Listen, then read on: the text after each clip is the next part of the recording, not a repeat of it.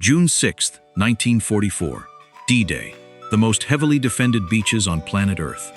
50,000 German troops, years of poured concrete, and enough machine guns to give the English Channel a haircut. The Allied answer: 150,000 men, thousands of ships, and wave after wave of bombers. Now let's change one thing.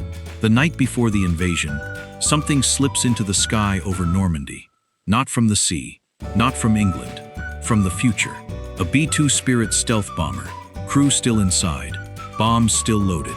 The Allies don't know it exists. The Germans can't even hear it. And here's the twist.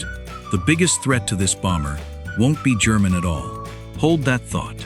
So, what happens when a 21st century ghost crashes the biggest invasion in history? Let's find out. Ground rules, fast. Yes, the pilots haven't been born yet. Yes, the plane won't be designed for another 40 years. We're ignoring all of that. This is a sandbox what if. One aircraft, one crew, one tank of gas, whatever's in the bomb bay, and zero do-overs. When it's empty, it's done. We're not asking if it wins the war. We're asking how much chaos one invisible airplane can cause in a world that doesn't know invisible is an option. So what exactly just fell out of the future? The B-2 Spirit, a jet-black flying wing that looks less like an airplane and more like something Batman lost. At roughly $2 billion apiece, it was famously said to cost more than its own weight in gold, and only 21 were ever built, which tells you everything. Its wingspan is 172 feet. For scale, that's longer than the Wright brothers' entire first flight. Inside, 2 pilots, 4 engines, and up to 40,000 pounds of bombs, with the option of 80 individually guided JDAMs in a single load. That's not a bomber. That's a delivery service for regret. Each bomb is GPS guided to within a few feet. GPS. Keep those 3 letters in mind. They're about to become a problem. It cruises around 560 miles per hour at up to 50,000 feet, and on radar, it shows up about the size of a bird. It has no guns, no missiles, no way to dogfight. Its entire self-defense strategy is, you cannot shoot what you cannot find. Bold, but in 1944, basically a cheat code. Now, the other team. The Atlantic Wall. Thousands of bunkers, machine gun nests, mortar pits, and artillery dug in along the coast. Mines under the sand. Barbed wire everywhere. 50,000 troops watching the water. Their star player is the infamous Flak 88. And in key sectors, they've got even bigger guns that can theoretically reach terrifying altitudes. If, and this is the important part, they know where to aim. Which brings us to Germany's problem. Their radar was built to find big, slow, metal bombers droning along at 20,000 feet. It struggles with fast, it struggles with high, and it has absolutely no answer for a whisper made of math, coated in radar-absorbing material, gliding through the stratosphere. They're scanning the sea for ships. Nobody is watching 50,000 feet. June 5th, just after midnight. The strike starts with silence. The B-2 is already over Normandy, before a single German so much as glances up. No engine roar, no warning. Then the ground starts exploding, in a neat, deliberate pattern, which, if you're a German officer, is somehow the scariest part. Bombs don't do neat, these do. But here's where those 3 letters come back to bite. GPS needs satellites, and in 1944, the sky is completely satellite-free. The world's smartest bombs just lost their internet connection. Luckily, there's a plan B.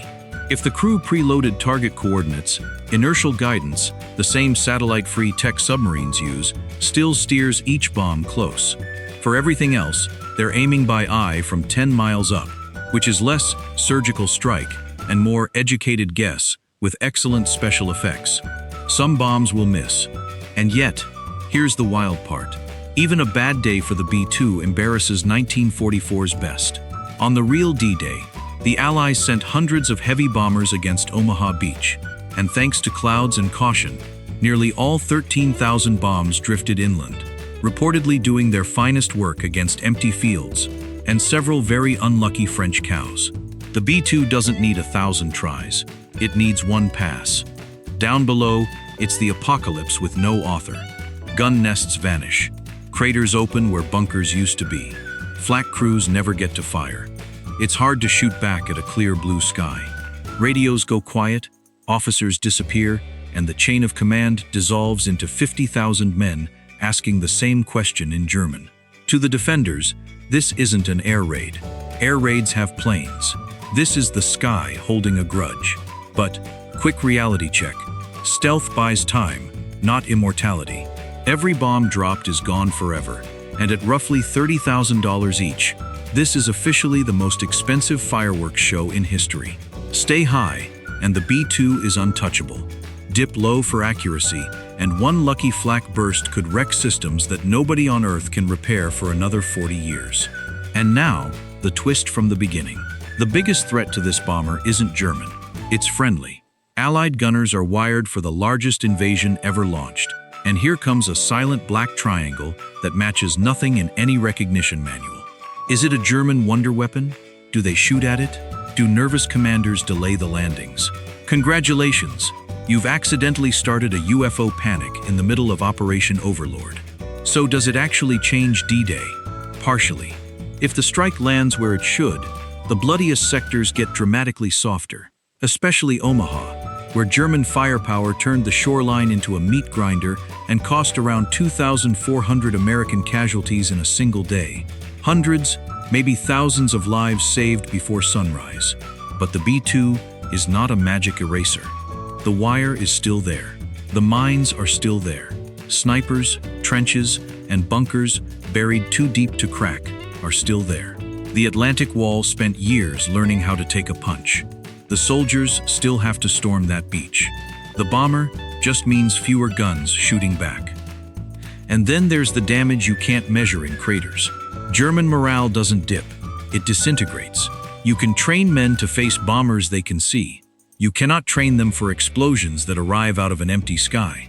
The rumors start in the trenches. The Allies have a superweapon. Then come the darker rumors.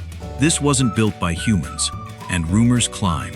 They reach Berlin, where Hitler, already famous for obsessing over miracle weapons, now has an invisible enemy to lose sleep about.